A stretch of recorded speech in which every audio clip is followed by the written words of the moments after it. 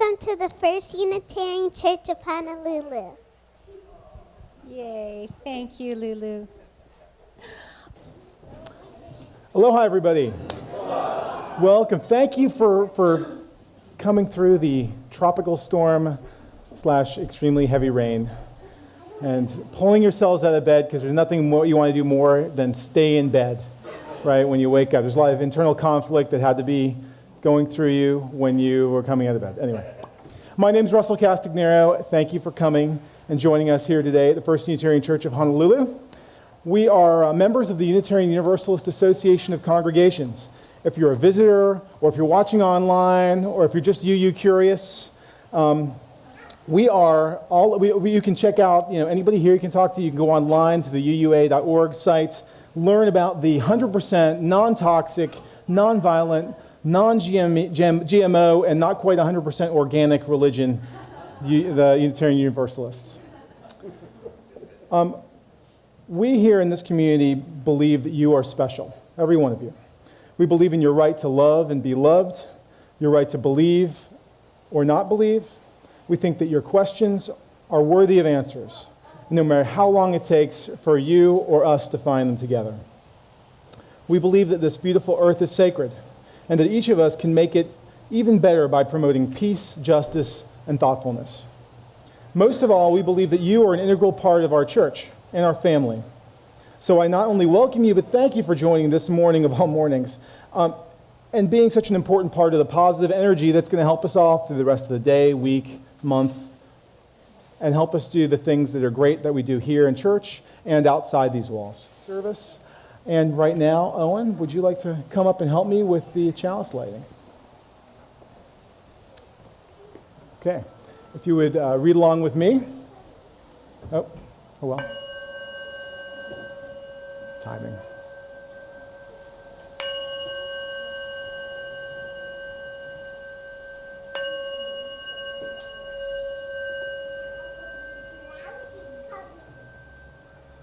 We light this chalice with the embers of compassion. We light this chalice with the torch of justice. We light this chalice with the radiance of joy. And now Jeff is going to come up and rock our kids' worlds. All right, can I have the young at heart? Come on down. Kids of all ages.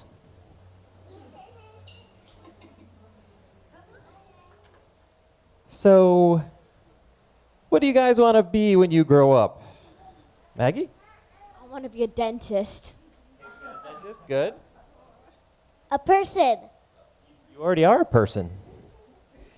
I guess you're grown up? A director?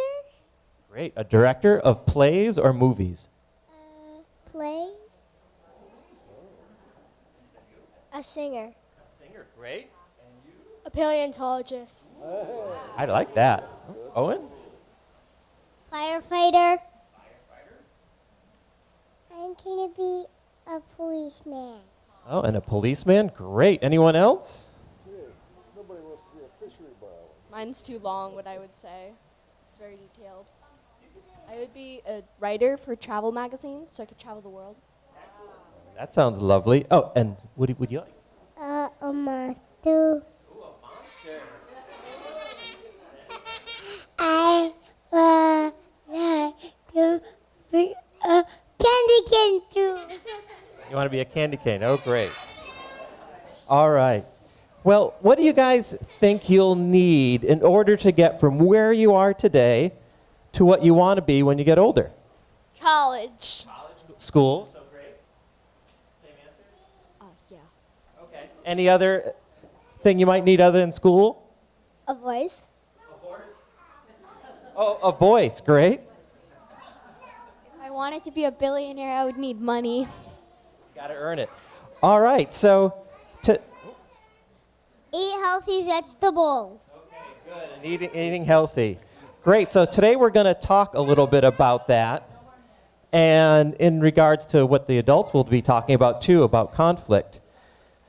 So we have seasons, and one way I know about we have October and it's fall is that the Nobel Prizes get handed out. Do you guys know what the Nobel Prizes are? Okay, you know the Malala Prize? Oh, good. Well, there's a couple categories. Is there just one prize, or are there a couple prizes? You guys know what any of the categories are? Literature, physics, medicine, chemistry, not eating. Peace, great, we're going to get to that one. And economics, and there's 6 of them. I think I've probably named all 6, but so we're going to talk about the Nobel Peace Prize today, which you've heard. It's shared between Malala Yousafzai and Kailash Satyarthi. And it was, I think, in my mind, a great prize because these heroes stand up for something uplifting and positive. Both have risked their lives to promote education and better lives for children. The 2 winners are fighting to open young minds and not to close them. If the only education that you receive happens to be disdain or hatred or intolerance of other religions, you're going to hate mostly the whole world. So they want to change that. They want to bring education and liberty to people. So you mentioned Malala, got part of the prize. Do you know how old she was when she started her fight for freedom and education for kids? Yeah, she was. She was 11 years old when she first gave a talk. The Taliban had moved into her valley, Swat Valley, and we're preventing kids, young girls, from going to school. And she gave a talk that was titled, "How Dare the Taliban Take Away My Basic Right to Education?" And then she furthered it by writing a blog and even giving interviews.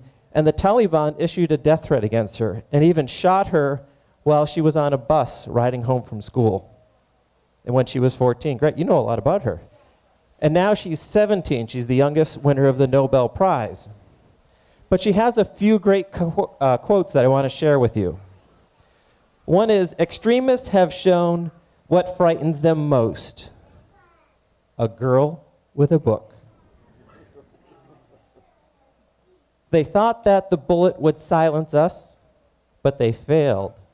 Weakness, fear, and hopelessness died. Strength, power, and courage were born. And then when asked about her feelings about the event and what she might want have done to the Taliban, especially the person who shot her, she said, "I don't want revenge on the Taliban. I want education for sons and daughters of all the Taliban." So she has goodwill toward them. She doesn't want to go out and punish them. And she also has said that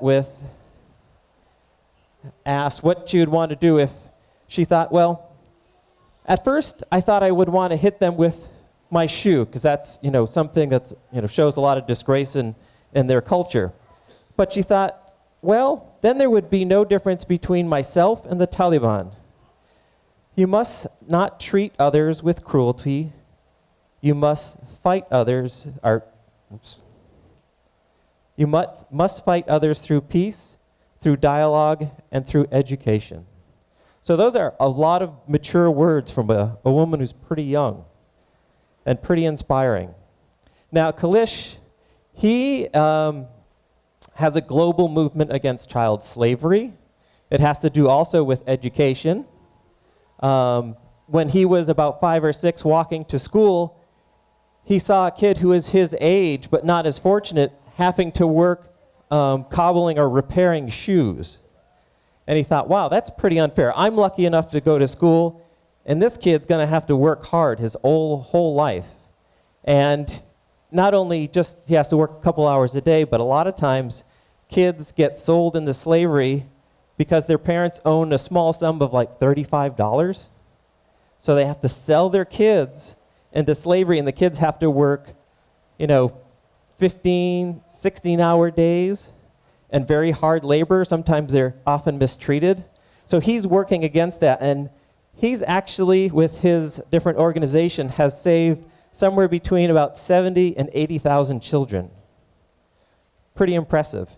And he didn't quite start working as young as Malala. He started when he was 30. He gave up a very prestigious job as a professor, an electrician, and gave up earning lots of money so that he could save kids. And he has had many death threats on him, too, for his work. So another neat thing about this prize is they come from two neighboring countries, India and Pakistan, who are at war with one another. So it's kind of nice that the award that they're given, one for a Pakistan who's Muslim and an Indian who's Hindu, that it might help repair some of the relationships between the two countries, because they have a common struggle for education and against extremism. And hopefully that giving an award to an Indian and a Pakistan for fighting that the war over the Kashmir region, which is in northern Pakistan, will help to serve as a rebuff for that endless war and show those two countries that they can be friendly and end their conflict. So with that, let's sing the kids Okay, let's make upstairs. a bridge and sing the children off to their program. Go now in peace, go now in peace. May the spirit of love surround you everywhere, everywhere you may go. Go now in peace, go now in peace. May the spirit of love surround you everywhere, everywhere you may go.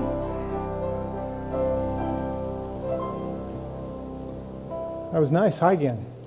I don't know if any of you have noticed, but a lot of the parents and folks have left. So if you want to come up to a much closer, comfortable seat, I will actually be able to see your face because I can't see past where the camera is. So just a word out there. Come on up. I won't bite you, I promise. Other thing, just to avoid further conflict, is we have flood warnings. So if you put your phone on vibrate, you won't get the boop, boop, boop that goes when you have a smartphone and it decides that you need to know a warning. So keep that in mind. A quick story. So there were these three brothers, and they discovered some kind of bad, really, really bad news. Their father had died. They're obviously distraught, comforting each other, and finally it came to time to read the will. And it said, "To my oldest son, I give one half of all my goats. To my middle son, I give 1/3 of all my goats. And to the youngest son, I give 1/9 of all my goats." Now you have to suspend any injustice you feel for the youngest son.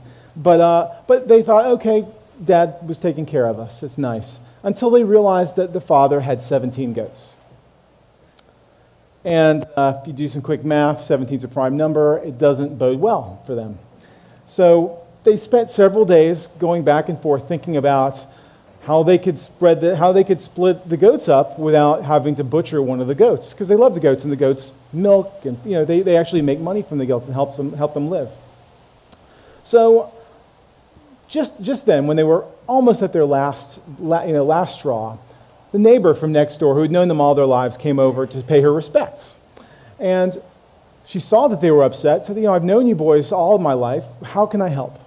And so they told her the story, and she was, "Oh, that's horrible. I can understand what a horrible situation you're in, but I'm just an old woman. But I tell you what, I have a goat. And so if that helps you, that's great."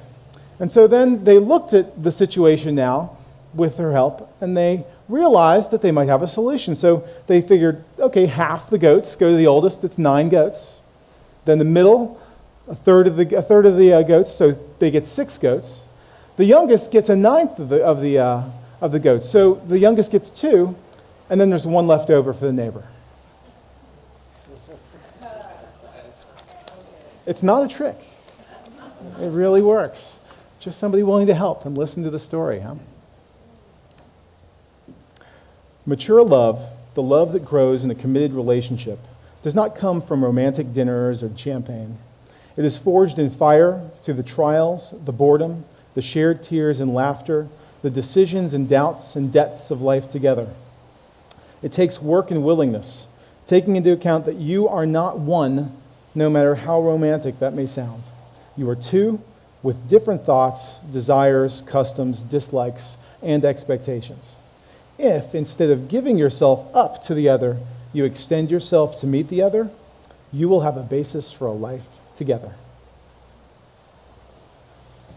Please join me in this responsive reading. Wisdom, help us dare to be creative in our maladjustment, our loving, our dreaming, and our making peace.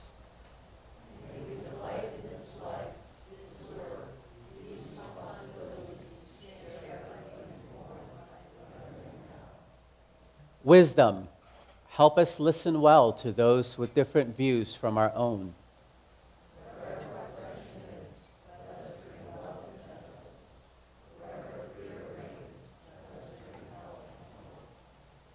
Wisdom, may we love more boldly, past fears and grudges, and into welcome and gladness.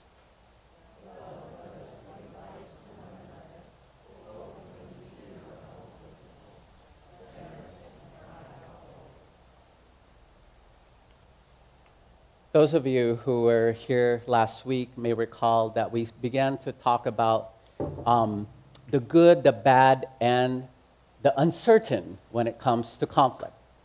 And last week we dwelt a little bit on the negative, on the bad side. I figured we'd get that stuff out of the way, right?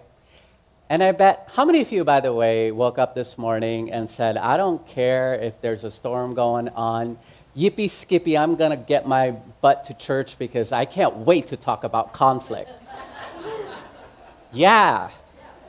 All right, so here we go. Today, we are gonna be talking about the positive ramifications of conflict.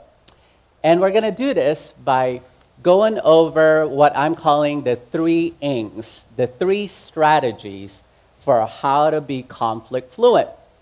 And you'll remember I talked last week about the whole idea that oftentimes our initial response to conflict is either to avoid it, to create it, or to perpetuate it. So those are the 3 don'ts, yeah? And so this week, what are the 3 do's? What can we do when it comes to conflict?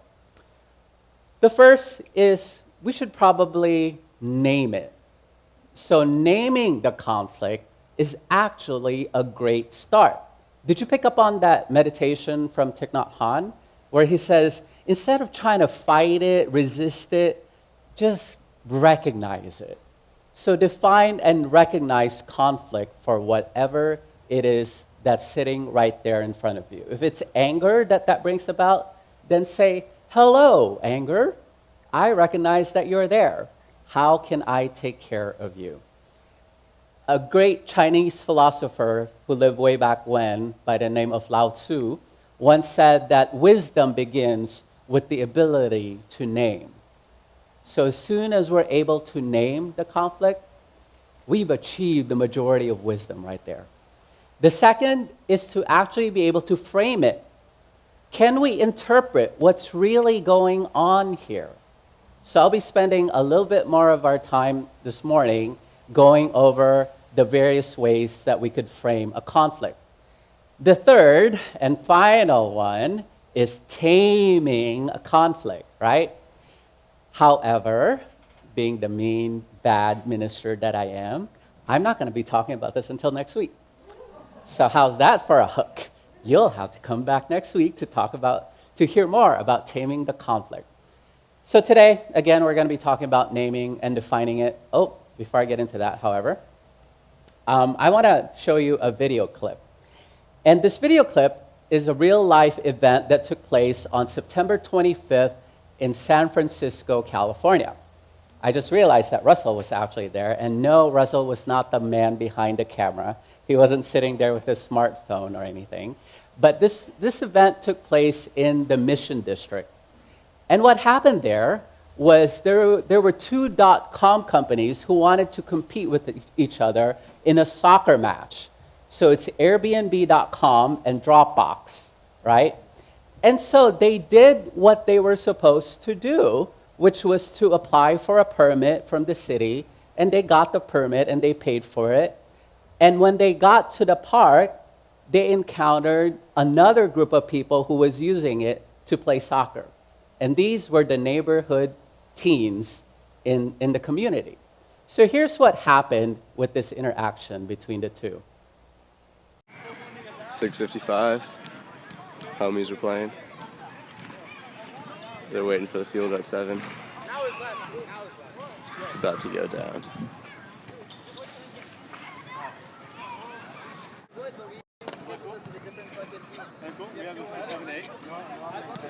Yes, you do speak English. I heard you earlier. Yeah, we have a 7 to 8. Good? Really? Yeah. Yo, there is no 7 to 8 anything. If you want to play pickup, you play pickup like the rest of us. It's not You pickup. don't You get can the book the fucking field. You can book the fucking field. Just because you got money and you can pay for the field, you don't get to book it for an hour to take over these kids' fucking like play. Is Connor It's here? bullshit. No, it's bullshit. Don't matter. paper. You never have. Let me see the paper for the rent, you know. I don't have it. Connor has it. Friend booked it. Who's Connor? So the body, So until he comes, then you guys can get the field. got the You permit? know Yeah, what? that's fine. That's fine. Let me see. Let me see. Let me see. Connor, is Connor Hey, let me see. No. I mean, if it was Connor, I'm pretty sure you'd be here at 7 to 8. Yeah, I'm pretty sure you'd be here 7 to 8. It's not. Yeah. So because I don't know when, you know what I mean. So can you let me see your paper for the rent? Yeah, Okay, you can do it 1 hour or 2 hours, wherever you want to do it. Let me see. Our friend Come booked on. it. He's not here I yet. respect you. Yo, you don't understand. You don't understand. It's not about I don't- I booking the didn't book field. it. It doesn't matter. This field has never been booked. Okay. You don't understand. So, This field has never been booked. The last 3 years. How long have you been in the neighborhood, bro? How long have you been in the neighborhood? gives a shit who- Over a year. Who cares about the Oh my neighborhood? God, over a year. You know what it is? We play every fucking. How long have you been playing here for? Because my whole life, I've been born and raised here for 20 years, and my whole life we've been playing. You can share. One time, you let other people play. We will share with you. Why don't you get a team and we play pickup 7v7 like it always is. all that we understood. There is no permit. It does not matter if there's a piece Let of me see the paper. paper. 1 hour. Why don't we all just play? I would love to play with you guys. Let's do that. Then let's play. Let me see the paper. Then let's play. You got a team. Alright. We got a team. Let's play 7v7. That's how it is. 7 on 7. Wait your turn. And wait your turn. Oh, you fucking mess it. got till 10. Are you recording an argument right now? Yeah, cool. Why? Is there a problem? Like, for Is there a problem? Yeah. I don't want a camera. No. I think there's no problem with recording. No problem. No problem. No problem. So can we go read the sign together? I've got it right here. You can bring the costume if you want. That's a different story. Thank you. It's real. Look at the dead. Oh, can I see it? Thanks, guys. We're gonna. Can I see it? I haven't seen it yet. Join us over here. See ya. Get my Thanks, seat. guys. Get my seat. Yeah, come on over here, man. We're gonna start the game. Thank you. Show the kid the permit. Oh, why are you going over there? Start it, man. We're starting now. Started my ass.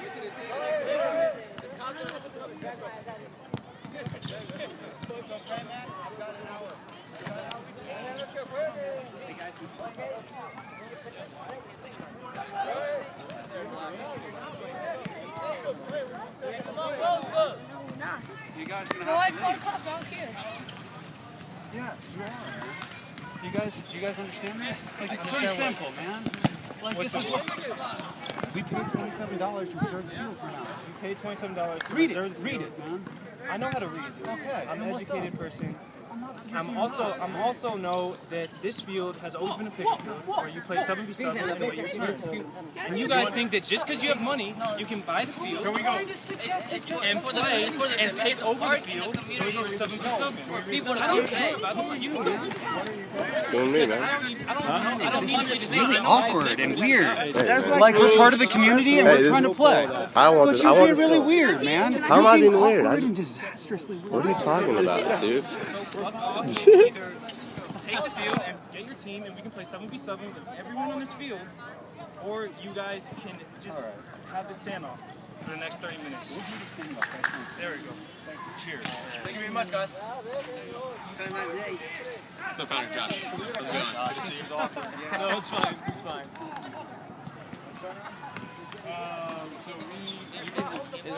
All right. Was there a conflict there? So I tell you, so the first step again is to name it, right? To describe what just happened, to define it, and to say that yes, there is a difference of opinion about who has the right to be there to play soccer at that time. So framing it, there's 3 different ways that we could frame this particular situation. How many of you have seen this video, by the way? It's actually gone viral. So you all better be careful in every single one of your interactions, because you never know who has a smartphone with them and who can start recording. It's actually been seen by 525,000 people since 3 weeks ago. Can you believe that? So obviously it resonates with us on some level as to how we could possibly deal with the conflict that's going on in our world. And initially, one may look at this video and say, oh, it's a fairly straightforward conflict. It's really about who has the permit or who doesn't. So we tend to try to frame it in some degree, and that's absolutely right, that there's a material element to this conflict, right? That when you're talking about policies, when you're talking about the law, when you're talking about rules and regulations and structures, when you're talking about a piece of paper called a permit, that's a material conflict, right? And that was certainly present in this conversation, is how do we share the resources with one another? So that's the initial conflict here. But is that the only conflict that's present? No, I see a lot of you shaking your heads. What else is there? There's also the symbolic element to conflict. Did we pick up on that? The fact that there's cultural differences and there's worldview differences, right? Did you pick up on what they said at the beginning? How long have you been here? How long have you been here? Over a year? Oh, well, over a year. I've been here 20 years. I grew up in this neighborhood. And during that whole 20 years, there was never a need for no stinking permit. So who changed the rules on us? Who changed the law? And were we consulted before this happened, right? So there's that piece of the conflict as well. And did you notice did I even need to point out to you who was Airbnb and who were the .com people and who were the neighborhood kids? No, I didn't, right? So there's obviously class difference there, right? With a neighborhood that has become gentrified over the years.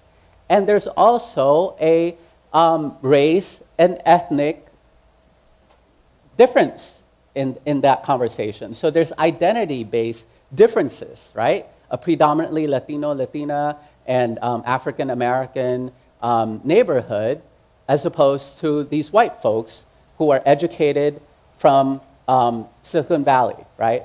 And so there's this whole dynamic about the symbolic aspect of conflict. The trick is to ask the question, how do we navigate our way around those differences? The third element to conflict is relational.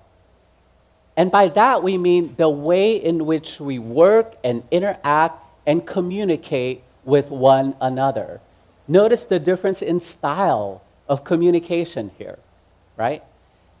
And the question for that is, how can we actually work together in this instance? And how can we play together? So again, I'm being very mean and cruel by not revealing how this conflict was resolved at the end and what steps the city took and what the sequel was, basically, to this video, right? So in order to find out about that, well, you could do one of two things. You could cheat and you could go online and YouTube it yourself, or you could come back next week when we're going to be talking about strategies and techniques for taming the conflict. But this morning, I just want to leave you with those 3 thoughts of whenever you're taking a look at a conflict, what are the material elements that are involved with it?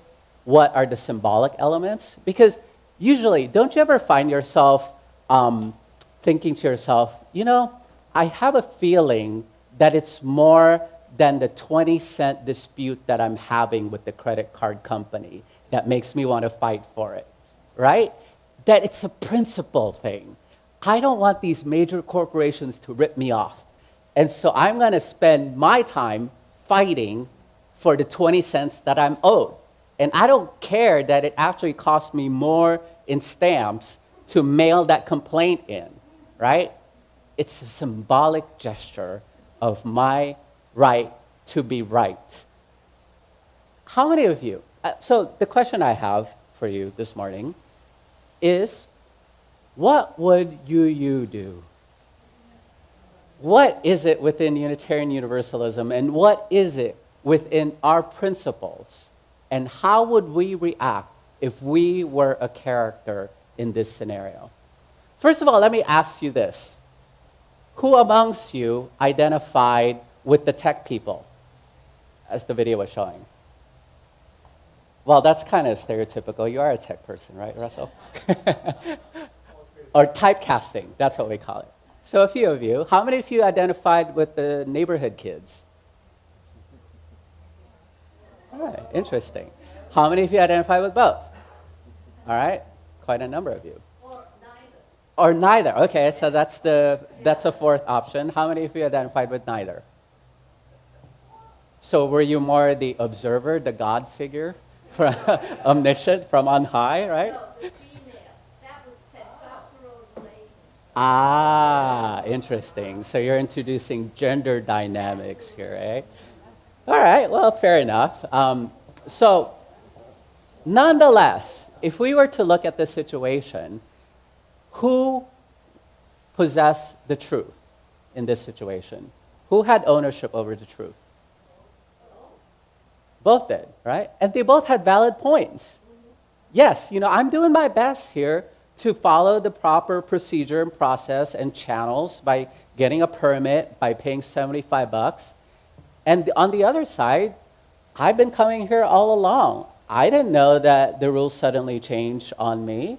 And this certainly beats, joining a gang or doing something else, right? This is a healthy, productive way to play a game of soccer. So, again, tune in next week to find out how we could honor both truths that are present in that place. As Unitarian Universalists, we tend to have a theology that stems more from a both-and perspective rather than an either-or. So how can we truly engage our fourth principle, which is to affirm and promote a free and responsible search for truth and meaning? I'm sure you're all going to repeat that, or say that to me anyway, right? A free and responsible search for truth and meaning, of course. That's our fourth principle. So how do we do that?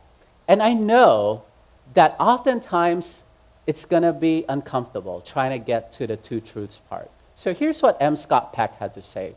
The truth is that our finest moments are most likely to occur when we're feeling deeply uncomfortable, unhappy, or unfulfilled.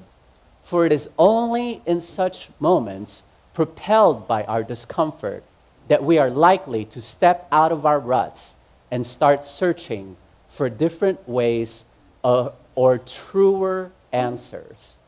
Don't you love that? There's not only two truths there, but there's truer answers. Is there a truest answer involved in there somewhere along the way? Maybe, right?